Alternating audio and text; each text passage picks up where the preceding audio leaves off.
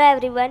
इस वीडियो में हम बात करने वाले हैं fracture shaft of the femur. Femur के शाफ्ट का जो फ्रैक्चर है वो सीवियर वायोलेंस या फिर तो रोड ट्रैफिक एक्सीडेंट की वजह से हो सकता है, इनडायरेक्ट ट्विस्टिंग और बेंडिंग फोर्स की वजह से हो सकता है, या फिर तो डायरेक्ट ट्रैफिक एक्सीडेंट की वजह से हो सकता है। पैथोएनाटॉमी, फ्रैक्चर जो है वो किसी भी साइड पर हो सकता है, अपर, मिडल या फिर तो lower third of the shaft. किस तरह का फोर्स लगा है उसके अकॉर्डिंग फ्रैक्चर जो है वो ट्रांसवर्स हो सकता है, ऑब्लिक हो सकता है, स्पाइरल हो सकता है या फिर तो कम्युनिकेटेड हो सकता है। डिस्प्लेसमेंट, चिल्ड्रन में डिस्प्लेसमेंट देखने को नहीं मिलता, अडल्ट में मार्क डिस्प्लेसमेंट देखने को मिल सकता है। प्रॉक्सिमल फ्रेगमेंट जो है वो फ्लेक्स्ड हो जाएगा, अबडक्ट हो जाएगा और एक्सटर्नली रोटेट हो जाएगा मसल के पुल की वजह से। डिस्टल फ्रेगमेंट पर अडक्टार मसल का अटैचमेंट होता है जिसकी वजह से डिस्टल फ्रेगमेंट जो है वो अडक्ट हो जाएगा। डायग्नोसिस दो तरह से कर सकते हैं, clinical features and radiological examination. Clinical features में पेशेंट जो है वो हिस्ट्री लेकर आया होगा सीवियर वायोलेंस की,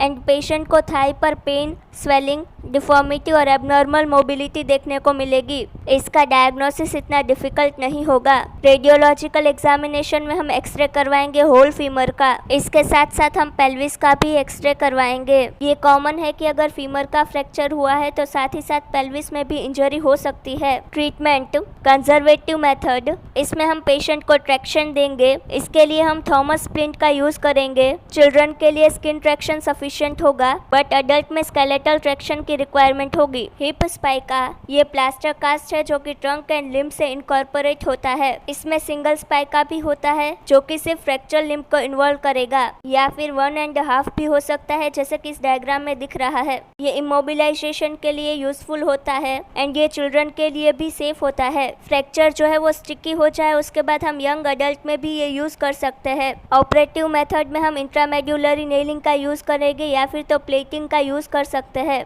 डिसाइडिंग ट्रीटमेंट प्लान, ट्रीटमेंट जो है वो डिपेंड रहेगा पेशेंट की एज पर, लोकेशन ऑफ द फ्रैक्चर पर, टाइप ऑफ द फ्रैक्चर पर, transverse, oblique etcetera and presence of the wound पर। चिल्ड्रन में हम मोस्टली नॉन ऑपरेटिव मेथड का यूज करते हैं फ्रॉम बर्थ टू 2 years। इस फ्रैक्चर को हम गैलोस ट्रैक्शन से ठीक करते हैं। इसमें हम लेग ऑफ द चिल्ड्रन जो है उसे ओवरहेड टाई करेंगे, हिप को थोड़ा सा राइज रखेंगे फ्रॉम द बेड। इसकी वजह से बॉडी का जो वेट है वो काउंटर ट्रैक्शन प्रोवाइड करेगा और ये फ्रैक्चर जो है वो रिड्यूस हो जाएगा with in the 3 to 6 weeks from 2 to 10 years। इसमें हम इमोबिलाइजेशन प्रोवाइड करेंगे हिप स्पाइका की हेल्प से फ्रॉम 10 years to 16 years। इसमें हम थिन मेटालिक रॉड्स का यूज करेंगे जैसे कि टिटेनियम इलास्टिक नेल्स। इसे हम इंसर्ट करेंगे from the metaphyseal region so that bone का जो ग्रोइंग रीजन है वहाँ पर कोई भी डैमेज ना हो। समटाइम्स हम प्लेटिंग का भी यूज कर सकते हैं ताकि ग्रोथ प्लेट में कोई भी डैमेज ना हो। In adults and in the elderly इसमें हम ऑपरेटिव ट्रीटमेंट का यूज करेंगे। कॉम्प्लिकेशंस,